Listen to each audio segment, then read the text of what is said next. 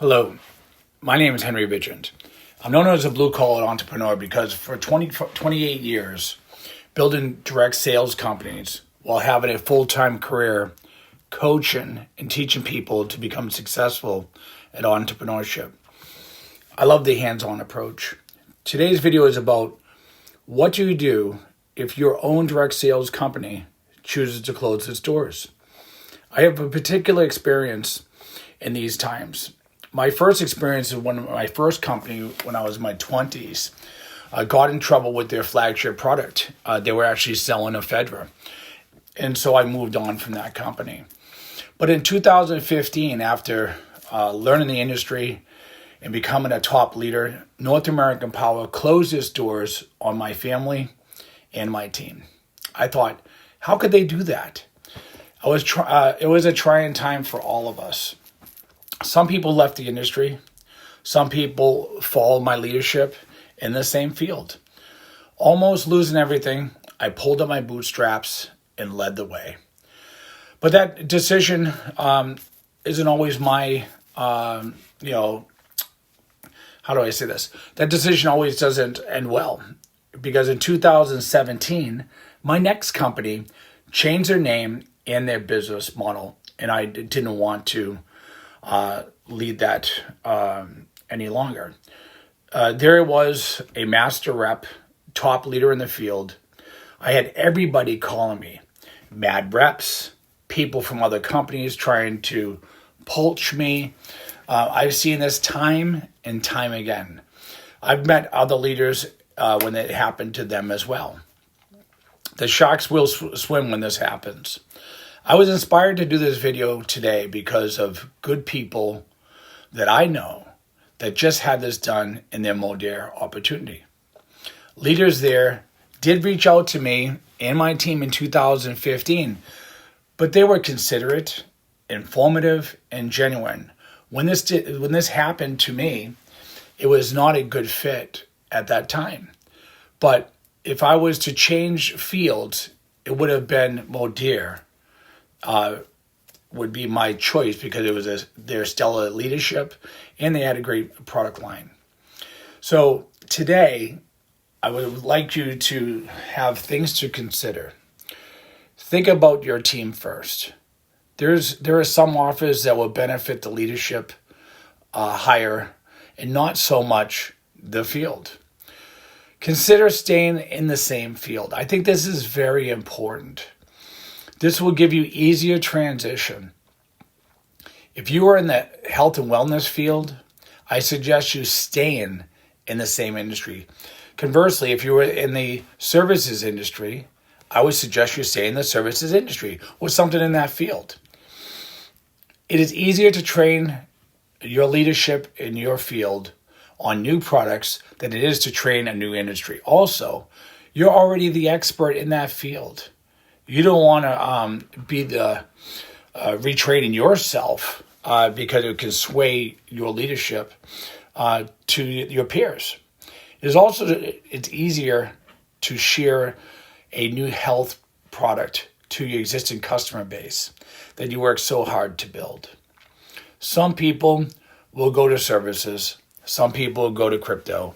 Some people will go to other companies. Some people are just going to leave the industry altogether. I suggest that a concrete focus on your committed field that wants your leadership in the health and wellness industry. But when you're also looking for a new endeavor, it's really important that you attach yourself to leaders with integrity that never compromise the field, nor do they ever dabble in scams or other Ponzi's out there, even looking for a quick buck, right? Search out companies that are secure and also currently growing, poised for critical mass growth. Just like I did a few months ago.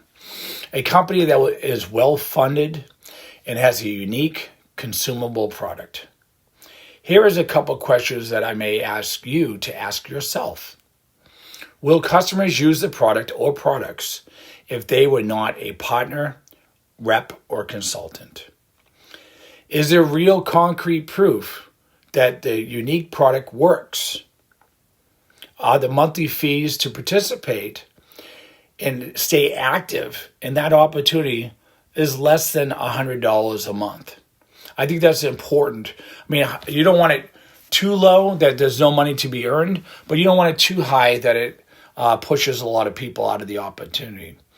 After the initial shock wears off, in which I know that a lot of people here in Modere are shocked, I suggest you do an emergency Zoom with your leaders and as many field members as possible that want to consider staying in a health and nutrition company. Develop that council, and then you will evaluate many companies together. Let the field know that you'll be doing this and stay focused as one team. This gives you power and leverage to enter a new company with a big bang. This also allows you to secure your old income back as quickly as possible and maybe more. Schedule a Zoom or a fly-in. A lot of people like that, I want to fly in to meet the owners and stuff like that.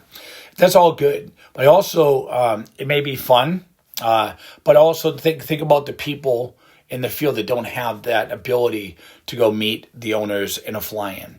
I would also think that might be easier to do this on a Zoom, and it'll minimize the time and the cost, so you could do multiple Zooms per day or per week. Fly-ins can be done afterwards, after you made your final decision. Think about that, where you can all be very excited in the same opportunity. Again, watch out for shining offers. In the past, people had offered me to pay me directly to join their companies or team, high amounts of money, $100,000, $50,000, $40,000. This was not a good offer, even though at the time I needed the funds, right? But it wasn't a good offer for the team. Think about the team first. And the longevity of a potential growth of your new venture. Lastly, take your time. Do the research. Take a breather. You'll be fine. You are a special group of people. You are entrepreneurs. You are warriors in you are warriors in this industry. Think about your family, goals, and future. If this video helps you in any way, or it has been my pleasure, feel free to reach out to me anytime for my consultation or friendship. If you have any questions on how to proceed and what are my thoughts for different companies during these challenging times, just ask. My telephone number will be posted below in the description. Good luck. Stay strong. Stay connected. Have a good day.